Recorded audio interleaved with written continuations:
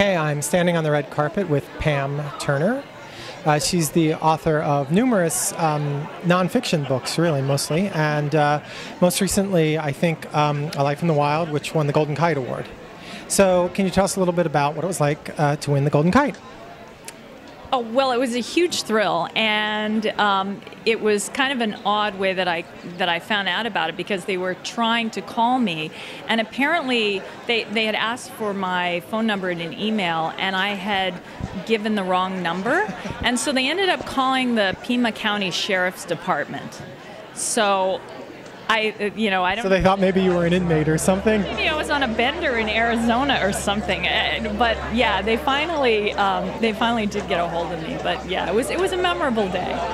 As one award winner to another, if you have any advice to give Valerie Lewis or Monica Holmes, who are the winners of tonight's Otter Award.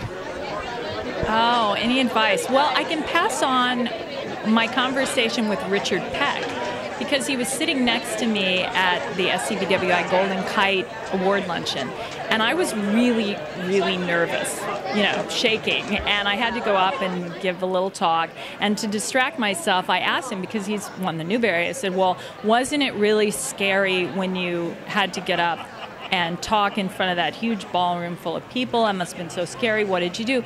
And he said in his, he says this sonorous voice. It's a great voice. And he says, well, I really wasn't very nervous. He said, because you're only nervous if you talk about yourself. If you get up and talk about other people, it's so much more natural and it's so much easier. He said, so my Newbery speech was just about all of the people who influenced me, all of the people that I learned from as I was learning to write children's books. I thought that was wonderful.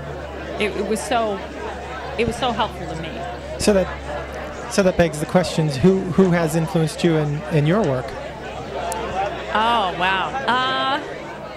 When I was a kid, my favorite books were the Chronicles of Narnia, and I still think The Voyage of the Dawn Treader is the best book I ever read.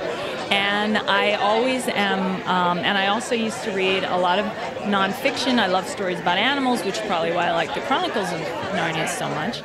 And I've tried never to lose that, and I try to always write to my inner 10 to 12-year-old at that magical age when I really understood what was going on, but I hadn't yet, I could still suspend disbelief, I could still get into the head of animals, and that's kind of what I do now. I like to write about animals and people's relationships with them. So you must do a lot of research. What's your favorite part about researching?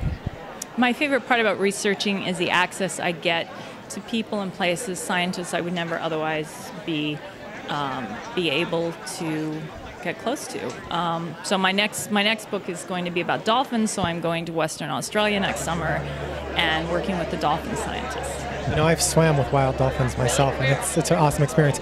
In Hawaii, on the Big Island, there's a little black sand beach on the Hilo side, down south, and they just kind of come in, and somebody will say, oh, the dolphins are in, and if you feel like it, you kind of go out, and you know how to be respectful. But it's a really amazing experience. Yeah, spinner dolphins. Yeah.